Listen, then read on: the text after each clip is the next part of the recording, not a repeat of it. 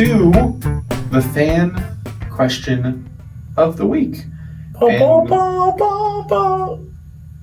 forgot we had a theme for it. How did it go again? I don't think it was very close to last week's. Let's do something different every single week. If you would like to give us your question, we will take them on Twitter. We'll have our handles below. You can also go to Double T973's Twitter. Just make sure to mention Red Raider Recon so we know it's for us. You know it's specifically for us. Choice will steal it for the midweek mailbag. Thievery. This week's question. Who are the top 5 Big 12 quarterbacks this season? You can answer this 2 ways because I think they could be different. I think you could go, who are they going into the season and who do you think will actually be the top 5? So I don't know about you. I'm going to answer it who I think the top 5 will be. Okay. Would you like the first crack? Before you do that, can we draft real quick? Ooh, draft quarterbacks? Yeah. Okay. Draft our top 5s. Yeah. So, call in the air. Heads. It's tails. I'll go first. Dang it. No, do you want to go first? No, I don't. This is what's fun. I don't think it's going to matter. Okay. So I'll take the first pick. Okay. I'll go Sam Leavitt, number 1. I think he's the best quarterback in the Big 12. I don't think it's a wide margin, but I think he's the best quarterback. I agree. That would have been my number 1 pick. I'm going to take Sawyer Robertson. He would also be my number 2.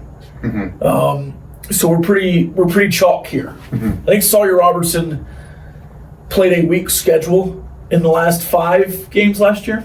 Mm-hmm. Certainly hammered Texas Tech as well as one of the 6 last games. They were really bad early. They were 2-4. Oh, yeah. But you have that meltdown at Colorado. Yeah. Yeah. So, and a lot of that was not his fault. The other guys started early, but just how he closed out. Can he do it against the top teams in the Big 12? I don't know. They played some pretty tough teams and beat them down the stretch, but I would say certainly he would be my number 2 as well. So I'll move on. My number 2 would be between 2 guys. I'll take the guy that wouldn't make me want to throw up in my mouth and say Rocco Becht. That means we had the same. No, I think we might have 2 different vomit inducers. Oh, really? Yeah. The one you're talking about is much further down on my list. I'm going to take Josh Hoover. Okay. I know who you're talking about now. I think Josh Hoover. No, he was my vomit inducer. Yeah, that's what I thought. Oh, so we do have the same stuff. Yeah, I think Josh Hoover is. I don't want to give him any credit. I think his season was incredibly underrated. I think he took a huge step forward, and it was already a pretty good first year over at TCU. I think he's got a big arm. I think he's very aggressive, and he can make that offense go. And unfortunately, we saw that in the second half in Fort Worth. We saw the very good version of Josh Hoover. So if he takes even a minimal step forward, I think he can light up the Big 12. Josh Hoover is a volume merchant. They throw a lot. Sure. He gets a lot of stats. He had some really back-breaking red zone turnovers in his first 2 seasons, especially early last year. You go back to the Stanford game. But I think he's quietly improved, and I think he really fits Mr. Bryle's offense. Gross. Okay, so Leavitt, Robertson, Becht, Hoover. Again, I think it's down to 2 guys, but I would take Barrett Morton here. And I'll give you your guy on the other side. I'm going to take Jalen Daniels. Okay. So back to me. Jalen Daniels, really bad just last year. Beyond the injuries. Yeah.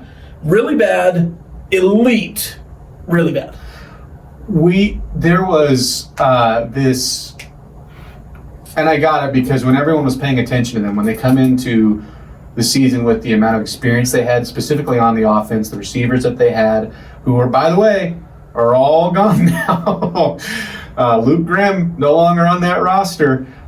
You go, okay, we're going to focus on them. This could be Kansas's year. This is the full turnaround. This is they make the bowl game, back-to-back bowl games, but have a winning season. All this stuff maybe a dark horse for the Big 12 championship, and then just I thought you could see it in the Linwood game, that it wasn't all the way crisp and clean. And then you have the Well, you got to hit nightmare. rock bottom first. Yeah, well, rock bottom was losing to Brett Bielema in Illinois, and all of the interceptions, even though the defense played outstanding in that game.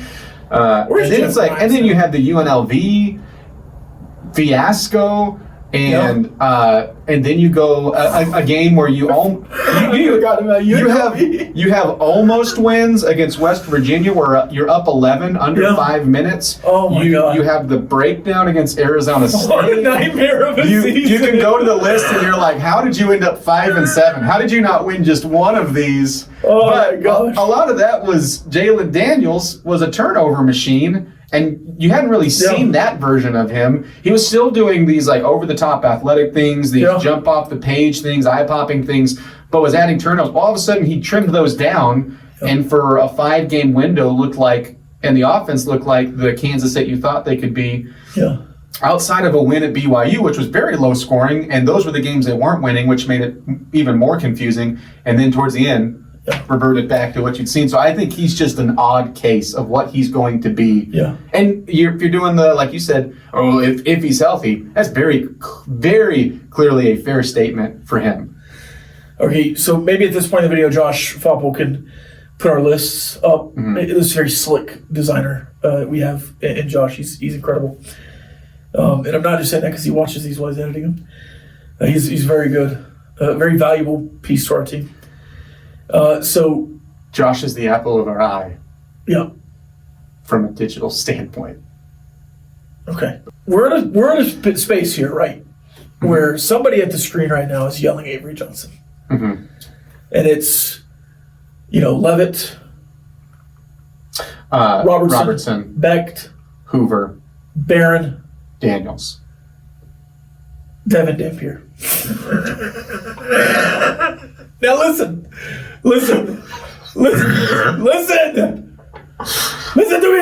to me. Look, I am rating this on how I think they perform in 2025. And maybe I have PTSD from Matt Wells and his offensive systems and how he got his play callers to do their jobs. Did not like it. Did not like his philosophy. Did not enjoy those offenses. Maybe they'll put up some numbers, but it was not good, right? And maybe he's grown and learned. But the Colin Klein, Avery Johnson that murdered Texas Tech and Lubbock as a true freshman is just not there anymore. The guy can't throw downfield. Now, Devin Dampier is coming to Utah in a new situation, but his offensive coordinator has followed him to Utah. And so there's some consistency there. He's got the same offensive coordinator. Now, this is a guy who threw as many touchdowns as he did interceptions last year. But all of the electric playmaking that Avery Johnson has, Devin Dampier has probably more of. And I think if you're looking at those two guys as similar quarterbacks, I think the impact of Dampier could be greater than what Avery Johnson provides.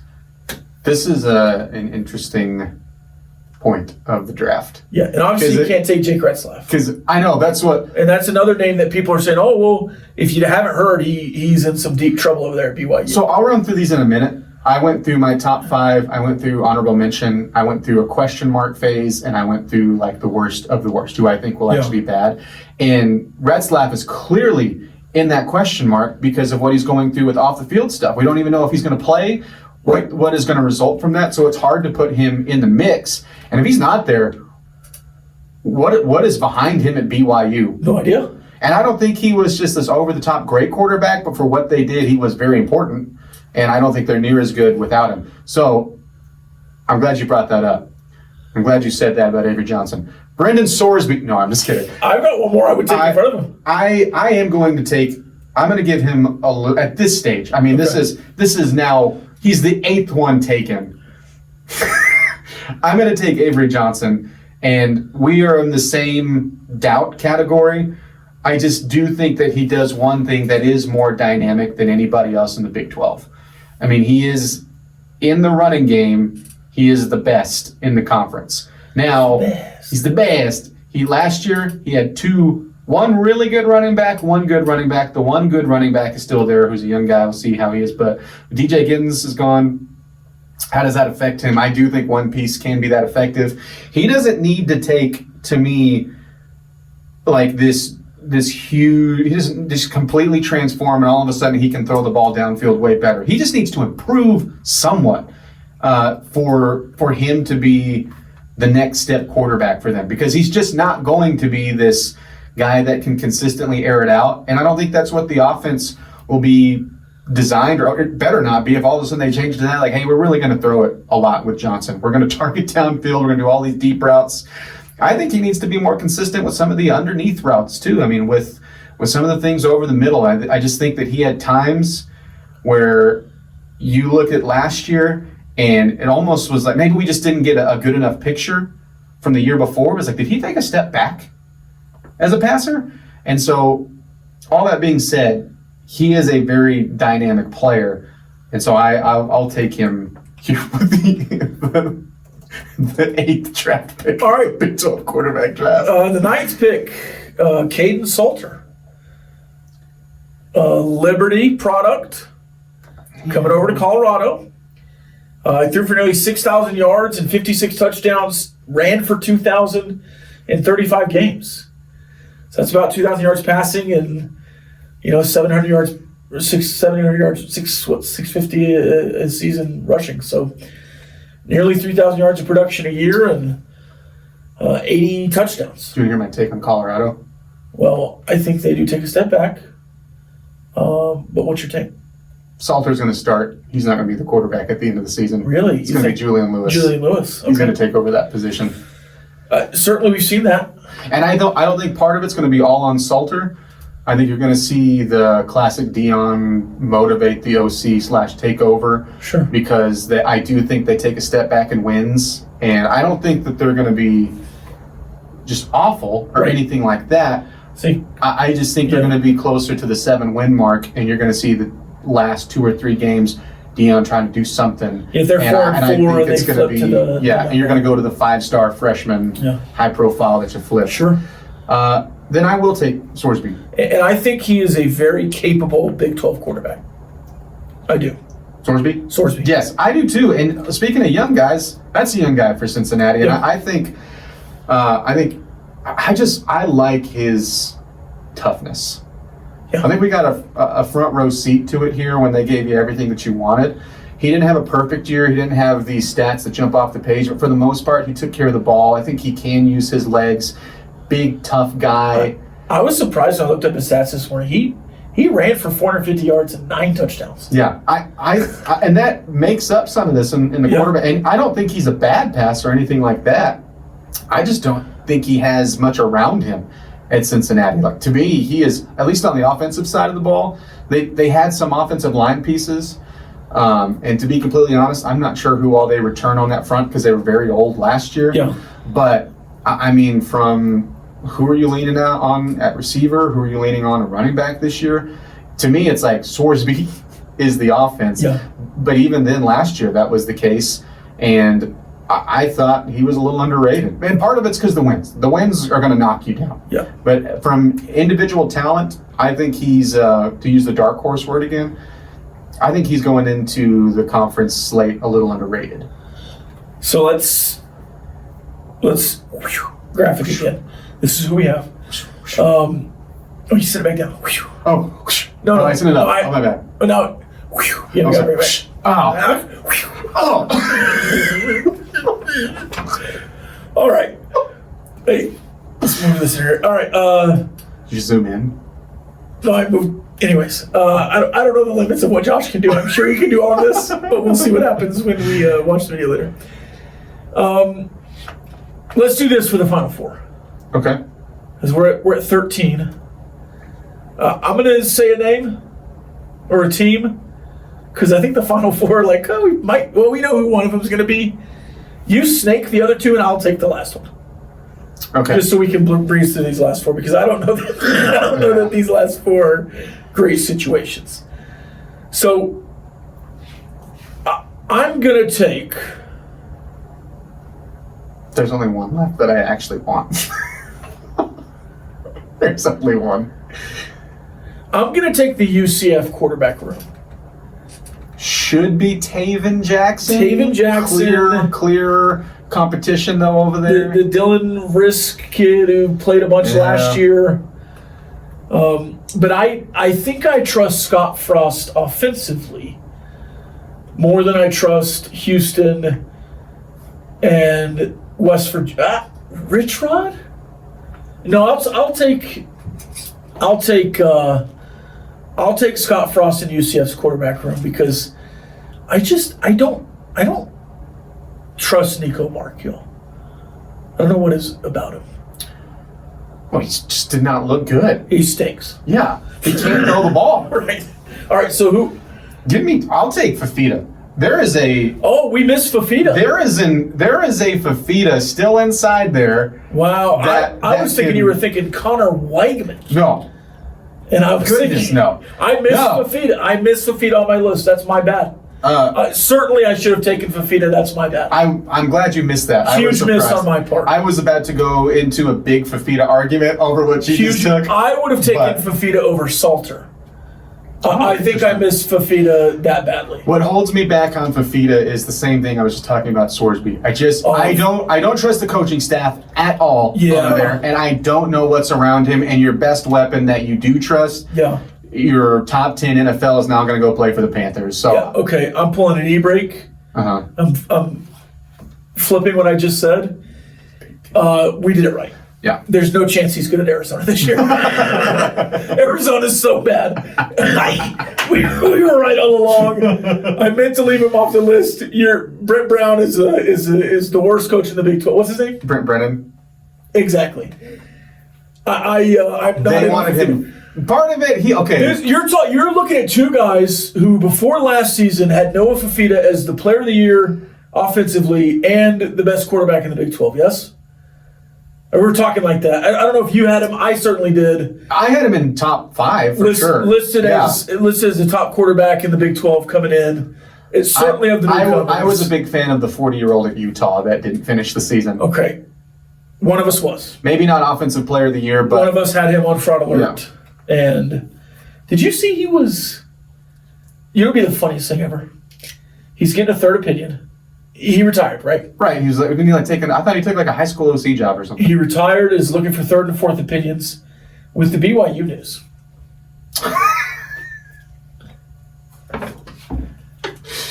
No. Okay. No. So are we at 11? Yeah. So. My bad. I was too ahead of ourselves. Yeah. So we snake it back. Okay. Right. Yeah. I can't take Markiel now. Because I talked, and I believe it. I'm not going to take Wigman. I don't think it really matters. But I guess I'll take the Oklahoma State situation with Flores and Hingy, the TC. I don't know what's going to happen there. Haney? Haney's how you say it? I don't know. Hedgeny? I don't know. The kid from TC. I think it's going to be Flores. Haas is what you call him. Yeah, that's a great name. Hauss. Yeah, Haas. It's like German, but pronounced like big Southern boy. I think it's going to be Flores that takes it, but I'll take the Oklahoma State situation. All right, well, I'll take the West Virginia situation, and then I guess the BYU situation, and you can have Connor Wigman as 16. Did I do the counting right that time? Yeah, I think so. There's no way Connor Wigman's good in the Big 12, right? Zero chance. Right? I don't want him to be. And it's not about Houston so much as just about him, personally. No, I'm just kidding. No, the guy, hate him. No, I don't know him personally. I don't know that Houston has the horses to make a quarterback look good. Mm-hmm. Certainly, they've improved in this offseason because offensively, you can't be much worse than you were last year. But he had all the horses at Texas A&M and didn't really perform. So, which is very spot on for the A&M quarterback spot. Exactly. So if I did this, now that we have our lists right there, full draft list. You gotta make the sound. This is, huh? You gotta make the sound. Whoosh. Yep. Sorry, I just threw it off. Dang it. Come out. Pull it down.